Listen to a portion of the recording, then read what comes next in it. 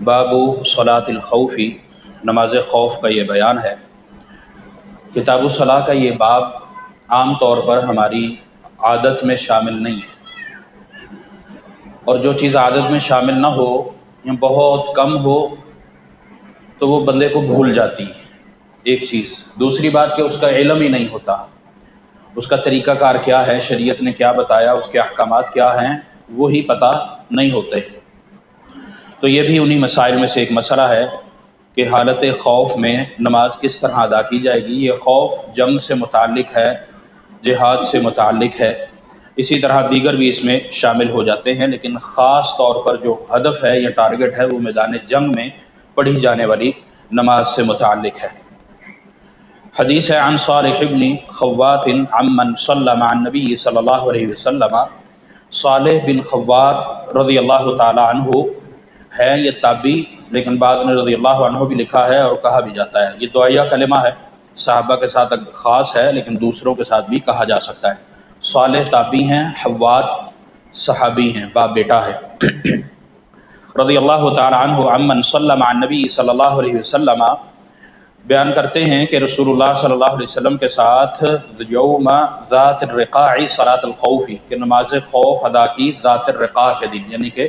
غزوہ رقاع یا ذات الرقاع اس کا پورا نام ہے، اس میں رسول اللہ صلی اللہ علیہ وسلم کے ساتھ نماز ادا کی۔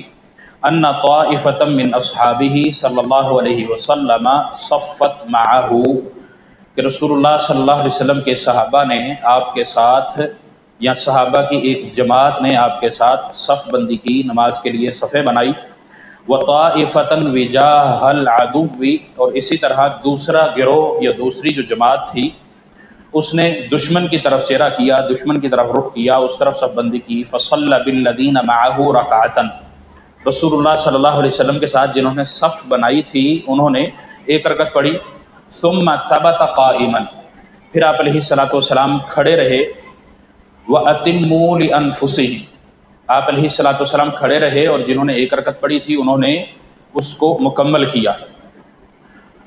ثم انصرفوا، اپنے طور پر وہ اپنی اس رکعت کو پورا کر کے وہاں سے چلے گئے، سلام پھیر کر چلے گئے۔ فصفوا وجاہ العدو، پھر آپ علیہ الصلوۃ والسلام کے ساتھ انہوں نے صف بندی کی جو پہلے دشمن کی طرف تھے۔ وجاءت الطائفہ، انہوں نے نماز مکمل کر کے آپ علیہ الصلوۃ والسلام کی طرف چلے گئے، رسول اللہ صلی اللہ علیہ وسلم کے ساتھ نماز مکمل کر کے دشمن کی طرف چلے گئے، اور جو دشمن کے پاس کھڑے تھے انہوں نے آپ علیہ الصلوۃ والسلام کے پیچھے آ کر صف بندی کر لی، نماز شروع کر لی۔ فصلی بہم الرکعۃ التی بقیت، آپ علیہ الصلوۃ والسلام کے ساتھ انہوں نے، یعنی دوسرے گروہ نے جو آ کر اب شامل ہوا تھا، آپ علیہ الصلوۃ والسلام کے ساتھ دوسری رکعت پڑھی، ان کی پہلی تھی، آپ علیہ الصلوۃ والسلام کی دوسری تھی۔ ثم ثبت جالسا، پھر آپ علیہ الصلوۃ والسلام بیٹھے رہے، یعنی کہ سلام نہیں پھیرا، آپ بیٹھے رہے۔ وَأَتِمُّوا لِأَنفُسِهِمْ، اور انہوں نے اپنی نماز کو مکمل کیا۔ ثم سلم بہم، پھر سب نے اکٹھے ہی سلام پھیرا۔ متفق علیہ، یہ بخاری اور مسلم کی حدیث ہے۔ وَهَذَا لَفْظُ مُسْلِمٍ، اور یہ جو الفاظ ہیں جو پڑھے ہیں یہ امام مسلم رحمہ اللہ نے روایت کیے ہیں۔ وَوَقَعَ فِي الْمَعْرِفَةِ لِابْنِ مَنْدَةَ، معرفہ میں ابن مندہ رحمہ اللہ نے اس کو نقل کیا ہے، اور اس میں کہا ہے عن صالح بن خوات عن ابیہ، یعنی کہ جو صالح ہیں یہ ڈائریکٹ رسول اللہ صلی اللہ علیہ وسلم سے روایت نہیں کر رہے، بلکہ صالح بن خوات عن ابیہ، اپنے والد سے روایت کر رہے۔ اس میں دو چیزیں سامنے آ جاتی ہیں، ایک یہ کہ یہ روایت صحابی کر رہے ہیں رسول اللہ صلی اللہ علیہ وسلم کے جو ساتھ ہیں، اور وہ خوات ہیں۔ دوسرا، اس حدیث کے شروع میں آیا کہ ایک نے روایت کیا، یعنی کہ نام نہیں ہے، تو اس سے بھی پتہ چلتا ہے کہ یہ خوات رضی اللہ تعالیٰ عنہ ہیں جو کہ رسول اللہ صلی اللہ علیہ وسلم کے ساتھ نماز خوف جو پڑھی تھی حالت جنگ میں ذات الرقاع میں، اس کی کیفیت کو بیان کر رہے ہیں۔ اسی طرح ایک اور بھی اس میں صحابی کا نام ملتا ہے کہ یہ روایت کرنے والے یا وہ جو شخص تھے وہ سہل تھے رضی اللہ تعالیٰ عنہ۔ محمد بن صالح العثیمین رحمہ اللہ نے دونوں روایات کو ایکسیپٹ کیا، وہ کہتے ہیں کہ یہ دونوں ہو سکتی، حالت اور ہے رسول اللہ صلی اللہ علیہ وسلم کے ساتھ، لیکن اس میں راجح بات یہی ہے کہ یہ سہل نہیں ہیں کیونکہ اس وقت ان کی عمر کم ہے، یہ خوات ہی ہیں، جیسا کہ ابن مندہ رحمہ اللہ نے بھی اس کو ذکر کر دیا ہے۔ رسول اللہ صلی اللہ علیہ وسلم نے یہ نماز اپنے اصحاب کو بتلائی۔ ایک شبہ اس میں یہ پیدا ہوتا ہے کہ آپ علیہ الصلوۃ والسلام کی جو یہ کیفیت ہے خوات بیان کر رہے ہیں یا صالح بیان کر رہے ہیں خوات سے، اس میں یہ ذکر نہیں ہے کہ آپ علیہ الصلوۃ والسلام نے صحابہ کو اس کی تربیت پہلے دی تھی، بلکہ یہ ڈائریکٹ بیان ہے کہ رسول اللہ صلی اللہ علیہ وسلم نے نماز اس طرح پڑھائی اور صحابہ نے پیچھے ایسے پڑھی، اور ہم بخوبی اس بات کو جانتے بھی ہیں، بلکہ اس پر ایمان بھی ہے کہ نبی علیہ الصلوۃ والسلام کی تعلیم کے بغیر صحابی اپنی مرضی نہیں کرتے تھے۔ صحابہ رضی اللہ تعالیٰ عنہم رسول اللہ صلی اللہ علیہ وسلم جس طرح ان کو تعلیم دیتے، تربیت کرتے، جس طرح عمل سکھاتے وہ عین اسی طرح کرتے، اس کو آگے پیچھے نہ کیا کرتے تھے۔ تو یہ بات واضح ہے کہ آپ علیہ الصلوۃ والسلام نے نماز سے قبل ان کو بتایا، طریقہ بتلایا، پھر نماز ادا کرو۔ اور اسی طرح آپ علیہ الصلوۃ والسلام سے نماز خوف کی ادائیگی کے مختلف طریقے موجود ہیں، مختلف اقوال بھی موجود ہیں۔ امام نووی رحمہ اللہ نے 17 بتائے ہیں کہ 17 طریقے ہیں، اس طرح کسی نے 16 کہیں، کسی نے 15 کہیں، کسی نے 14 کہیں، اور کسی نے یہ بھی کہا ہے کہ خوف کی حالت میں جس طرح ممکن ہو نماز پڑھی جا سکتی۔ رسول اللہ صلی اللہ علیہ وسلم سے اس کی تعیین خاص نہیں ہے، ہاں طریقے آپ علیہ الصلوۃ والسلام سے ملتے ہیں۔ اور اسی طرح سبل السلام میں بھی یہ چیز موجود ہے کہ رسول اللہ صلی اللہ علیہ وسلم سے 6 یا 7 طریقے موجود ہیں، جیسا کہ امام احمد بن حنبل رحمہ اللہ نے بھی اس چیز کا ذکر کیا ہے کہ آپ علیہ الصلوۃ والسلام سے صحیح احادیث میں 6 یا 7 طریقے ہیں، یا 6 یا 7 روایت موجود ہیں جس میں نماز خوف کے طریقے کا بیان ہے، اس کی کیفیت کا بیان۔ اور آپ علیہ الصلوۃ والسلام نے یقیناً یہ صحابہ کو اسی وقت ہی بتایا تھا جب خوف کی کیفیت تھی، جب جنگ کی حالت تھی، جہاد کا جب موقع تھا۔ اور ذات الرقاع یہ تقریباً 7 ہجری کا واقعہ ہے، فتح مکہ کے بعد کا ہے۔ اور آپ علیہ الصلوۃ والسلام نے، اللہ رب العالمین نے جو نبی علیہ الصلوۃ والسلام کو نماز خوف کی اجازت دی تھی، یہ طریقہ جو بتلایا تھا وہ اس سے قبل کا ہے۔ وہ عثفان، غزوہ عثفان جو تھی، حالانکہ وہ لڑی نہیں گئی تھی، خالد بن ولید رضی اللہ تعالیٰ عنہ مد مقابل تھے، اس وقت اسلام نہیں قبول کیا تھا انہوں نے، تو وہ مد مقابل تھے۔ تو اس وقت اللہ رب العالمین نے یہ حکم نازل کیا تھا، اور خالد بن ولید رضی اللہ تعالیٰ عنہ اسلام نہیں قبول کیا تھا، 200 گھڑ سوار تھے تقریباً۔ تو انہوں نے یہ دیکھا کہ یہ نماز پڑھ رہے ہیں، وہ ظہر کی نماز تھی، نماز پڑھ رہے ہیں، اس میں مصروف ہے، چلو حملہ کر دیتے ہیں۔ انہوں کو اچھا اگلی پڑھیں گے تو کرتے ہیں۔ عصر کی نماز سے پہلے اللہ رب العالمین نے نماز کی کیفیت ہی بدل دی تھی، اور وہ نبی علیہ الصلوۃ والسلام نے پہلی مرتبہ، اور وہ عصر کی نماز تھی، پہلی مرتبہ آپ علیہ الصلوۃ والسلام نے وہ پھر نماز خوف، یا خوف کی جو نماز تھی وہ ادا کروائی تھی۔ مڈ بھیڑ نہیں ہوئی تھی، جنگ اس میں نہیں ہوئی تھی۔ اس کے بعد پھر آپ علیہ الصلوۃ والسلام نے رستہ بھی بدل لیا تھا یہ عثفان کی جگہ سے، اور پھر رسول اللہ صلی اللہ علیہ وسلم فتح مکہ کی طرف چلے گئے، اور جو حدیبیہ کی طرف چلے گئے، اور پھر فتح مکہ کی جو ساری وہ شرطیں تھیں اور وہ جو چیزیں تھیں وہ ہوئی تھی۔ اللہ رب العالمین نے فتح مبین سے آپ علیہ الصلوۃ والسلام کو نوازا تھا۔ رسول اللہ صلی اللہ علیہ وسلم کی اس حدیث مبارکہ کے اندر جو طریقہ ہے وہ یہ ہے کہ آپ علیہ الصلوۃ والسلام کی ابتدائی نماز اور سلام یہ ایک ہی ہے۔ آپ کی جو جماعت تھی، صحابہ مجاہدین جو تھے، اس موقع پر ان کو آپ علیہ الصلوۃ والسلام نے الگ الگ تقسیم کیا تھا۔ آپ علیہ الصلوۃ والسلام نے نماز کی ابتدا کروائی، دو گروہ بنے، ان میں سے ایک آپ کے ساتھ شروع کرتا ہے، اور پھر آپ علیہ الصلوۃ والسلام 2 سجدوں کے بعد، یعنی کہ پہلی رکعت مکمل ہونے کے بعد انتظار کرتے ہیں، بیٹھ جاتے ہیں، جس طرح اس حدیث کے الفاظ بھی ہیں کہ آپ صلی اللہ علیہ وسلم بیٹھے رہتے ہیں، اور وہ اپنی رکعت مکمل کر کے ثم انصرفوا چلے جاتے ہیں، آپ علیہ الصلوۃ والسلام سے نکل جاتے ہیں جماعت سے، نماز سے۔ اور جو دوسرا پہرے پر کھڑا گروہ تھا، پہرے پر جو کھڑی جماعت تھی، وہ آ کر آپ علیہ الصلوۃ والسلام کے ساتھ شامل ہوتی ہے، اور آپ پھر دوسری رکعت شروع کرتے ہیں۔ آپ نے سلام نہیں پھیرا، اور پھر آپ علیہ الصلوۃ والسلام تشہد میں بیٹھ جاتے ہیں۔ اور اس میں یہ چیز بھی موجود ہے کہ رسول اللہ صلی اللہ علیہ وسلم تشہد میں جب بیٹھے، لمبا کیا، تو آپ تسبیحات پڑھتے رہے، تشہد کی دعائیں پڑھتے رہے۔ پہلے بھی جب بیٹھے خاموش نہیں، لیکن کیا پڑھا اس کی کیفیت وہ حدیث میں ذکر نہیں ہے، لیکن اتنا ضرور ہے کہ رسول اللہ صلی اللہ علیہ وسلم خاموش نہیں رہے تھے۔ اس کی مزید تفصیل شروحات میں اس میں مل بھی جاتی ہے، امام مسلم نے جو شرح لکھی اس میں بھی موجود ہے، دیگر کتب کے اندر بھی اس کی تفصیل موجود ہے۔ تو بہرحال دوسرا گروہ رسول اللہ صلی اللہ علیہ وسلم کے ساتھ دوسری جماعت میں ملا، دوسری رکعت میں ملا، اور پھر آپ علیہ الصلوۃ والسلام نے ان کی دوسری رکعت، ایک رکعت آپ کے ساتھ پڑھ لی، آپ صلی اللہ علیہ وسلم 2 سجدوں کے بعد بیٹھ گئے، انہوں نے کھڑے ہو کر اپنی دوسری مکمل کی، اور سلام آپ علیہ الصلوۃ والسلام کے ساتھ پھیرا۔ تو اس میں یہ بھی ایک نقطہ موجود ہے کہ رسول اللہ صلی اللہ علیہ وسلم نے بطور حاکم تو تھے نا، مدینہ کی خلافت قائم ہو چکی تھی، ریاست قائم ہو چکی تھی، اور اس کے تحت ہی آپ علیہ الصلوۃ والسلام جہاد کے سفر پر تھے، دعوت اسلام کی پھیلانے کے لیے، لوگوں کو دین میں داخل کرنے کے لیے آپ نکلے ہوئے تھے، اور آپ علیہ الصلوۃ والسلام نے بطور حاکم رعایا پر عدل اور انصاف کیا ہے۔ کس طرح؟ آپ کے ساتھی ہیں، دونوں کو جماعت رسول اللہ صلی اللہ علیہ وسلم نے کروائی، دونوں کو نماز بھی لی، جنہوں نے ابتدا کی انہوں نے سلام نہیں پھیرا، اور جنہوں نے سلام پھیرا انہوں نے ابتدا نہیں کی۔ ایک رکعت نبی علیہ الصلوۃ والسلام کے ساتھ جماعت کی ایک گروہ نے، ایک ٹیم نے پڑھی، اور آپ علیہ الصلوۃ والسلام کے ساتھ دوسری رکعت آپ کے صحابہ کی دوسری ٹیم نے پڑھی، دونوں کو ایک ایک رکعت مل گئی، ایک کو ابتدا ملا، ایک کو اختتام ملا۔ تو یہ بھی اہم ترین نقطہ رسول اللہ صلی اللہ علیہ وسلم کے بطور حاکم عدل و انصاف کو مد نظر رکھتے ہوئے اس حدیث مبارکہ سے ہمیں ملتا ہے۔ اور یہ ذات رقا عام طور پر اس کا جو معنی کیا جاتا ہے، یہ کپڑے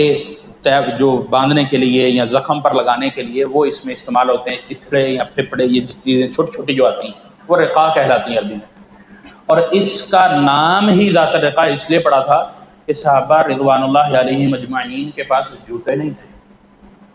پیدل چل چل کے ان کے پاؤں زخمی ہو چکے تھے،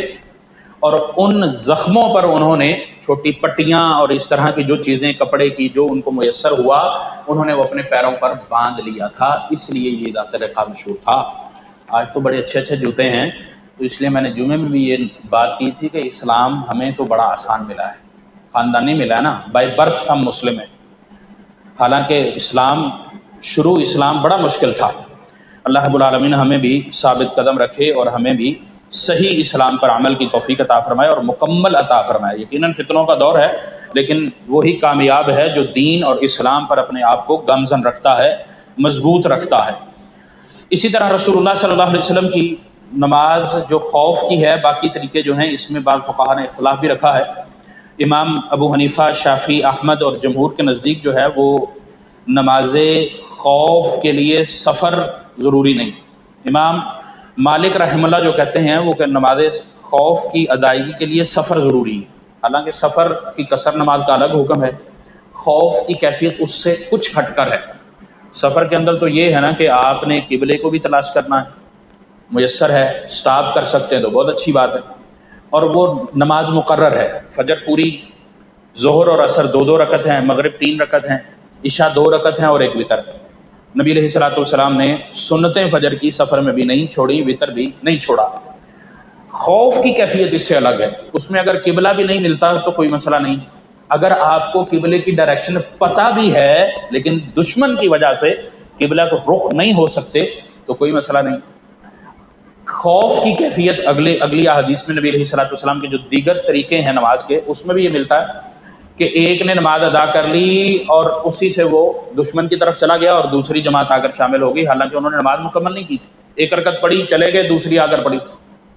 اور وہ نماز کی حالت میں ان کو گردانا گیا ہے، نماز سے باہر نہیں نکلے۔ یہ خوف کی کیفیت ہے، قصر میں، سفر میں ایسی نہیں۔ تو بہرحال جمہور ائمہ کا جو موقف ہے وہی زیادہ درست ہے کہ نماز قصر کے لیے خوف شرط نہیں ہے، اور نماز خوف کے لیے سفر شرط نہیں ہے، دونوں الگ الگ چیزیں ہیں۔ باقی خوف کی کیفیت یعنی کہ قصر بھی ہے، سفر بھی ہے، جیسا کہ نبی علیہ الصلوۃ والسلام کا یہ ہے، اسی طرح دیگر جتنے بھی ہیں آپ علیہ الصلوۃ والسلام کے زیادہ تر، بدر بھی بلکہ دور ہے، احد اور خندق یہ مدینہ کے کچھ قریب ہیں، باقی تمام غزوات آپ علیہ الصلوۃ والسلام کے مدینہ سے مسافت پر ہی رہے ہیں، تو سفر بھی رہا ہے۔ تو بہرحال اس میں جو اختلاف ایک پایا جاتا ہے وہ اس نوعیت کا نہیں ہے کہ اس کو اختلاف کر کے ہم سفر اور خوف دونوں کو جمع کریں، یا خوف میں سفر اور سفر میں خوف اس کو جمع کرتے پھریں۔ بہرحال اذا ضربتم فی الارض، اس کا معنی بھی یہی کیا گیا کہ اس میں دونوں حالتیں قرآن مجید کی اس آیت میں موجود ہیں، اور سفر کے لیے خوف اور خوف کے لیے سفر یہ شرط نہیں ہے، دونوں نمازوں کے ساتھ شرط لگانا درست نہیں ہے۔ صالح بن خوات یہ تابعی ہیں، نام ان کا مکمل ہے، صالح بن خوات بن جبیر بن نعمان انصاری مدنی رحمہ اللہ، کیونکہ تابعی ہیں یہ، ان کے والد صحابی ہیں۔ رسول اللہ صلی اللہ علیہ وسلم کی بہت ساری احادیث صالح نے کئی صحابہ سے سنی، اپنے والد سے، خوات سے بھی روایت کرتے ہیں، دیگر سے بھی، اور خوات رضی اللہ تعالیٰ عنہ یہ صحابی ہیں۔ بعض نے کہا ہے کہ یہ بدر میں رسول اللہ صلی اللہ علیہ وسلم کے ساتھی تھے، لیکن اکثر نے کہا کہ احد میں رسول اللہ صلی اللہ علیہ وسلم کے یہ حتمی یعنی یقینی طور پہ غزوہ احد میں ساتھی تھے، یوں کہنے کہ مدینہ کے ابتداء میں اسلام لا چکے تھے، اور اسی طرح ان کی جو وفات ہے وہ 40 یا 41 ہجری بتائی جاتی ہے مدینہ منورہ میں ہی، اور ان کی عمر مبارک 70 یا 71 سال تھی۔ اگلی حدیث ہے سیدنا عبداللہ بن عمر رضی اللہ تعالی عنہما سے، اس میں نبی علیہ الصلوۃ والسلام کی نماز خوف کا دوسرا طریقہ ہے۔ قال بیان کرتے ہیں غزوت مع رسول اللہ صلی اللہ علیہ وسلم قبال نجد، کہ ہم نجد کے قریب رسول اللہ صلی اللہ علیہ وسلم کے ساتھ ایک غزوہ میں تھے، فوازین العدو، تو ہمیں دشمن کو پا لیا یا دشمن ہمارے سامنے آ گیا، ہم نے اس کو پا لیا، فصاففناہم، ہم نے اس کے سامنے یعنی ہم یہ دشمن کی طرف ہے کہ ہم دشمن کے مقابل ہم نے صفیں بنا لی، فقام رسول اللہ صلی اللہ علیہ وسلم فصلی بنا، رسول اللہ صلی اللہ علیہ وسلم نے جب نماز کا ٹائم ہوا تو کھڑے ہوئے اور ہمیں آپ علیہ الصلوۃ والسلام نے نماز پڑھائی۔ فقامت طائفۃ منہم، ان میں سے ایک جماعت کھڑی ہوئی، ایک گروہ، طائفہ گروہ کو کہتے ہیں، وَأَقْبَلَتْ طَائِفَةٌ عَلَى الْعَدُوِّ، اور ایک جو گروہ تھا، ایک جو جماعت تھی وہ دشمن کے سامنے کھڑا رہا، وَرَكَعَ بِمَن مَّعَهُ، اور جو جماعت نماز میں شریک تھی اس نے آپ علیہ الصلوۃ والسلام کے ساتھ رکوع کیا، وَسَجَدَ سَجْدَتَيْنِ، اور اسی طرح 2 سجدے کیے، ثُمَّ انصَرَفُوا مَكَانَ الطَّائِفَةِ الَّتِي لَمْ تُصَلِّ، یہ گروہ یہاں سے نکل کر اس جگہ پر چلا گیا جہاں پہلا گروہ کھڑا تھا، یعنی ادھر بھی 2 ٹیمیں، اس طریقہ کے اندر بھی رسول اللہ علیہ وسلم کے ساتھیوں میں 2 ٹیمیں، ایک ٹیم نے نبی صلی اللہ علیہ وسلم کے ساتھ نماز شروع کی، آپ کی پہلی رکعت ختم ہونے کے بعد یہ نماز سے آپ علیہ الصلوۃ والسلام کی امامت سے نکل کر اس جگہ چلے گئے جہاں ایک ٹیم کھڑی، گروپ 1 کھڑا ہے، دشمن کے مقابلے میں کھڑا ہے، دشمن پر نظر رکھے ہوئے، ابھی تلوار نہیں چلی، آج کل تو خیر جنگی جہاز اور بارود اور بہت ساری چیزیں، مقابلہ آمنے سامنے ہے، نظر رکھی ہوئی، کوئی حرکت نہ کریں یا ہم نماز میں مصروف ہو جائیں تو یہ حملہ نہ کر دیں، جیسے خالد بن ولید رضی اللہ تعالیٰ عنہ کے دین میں بھی یہ بات آئی تھی۔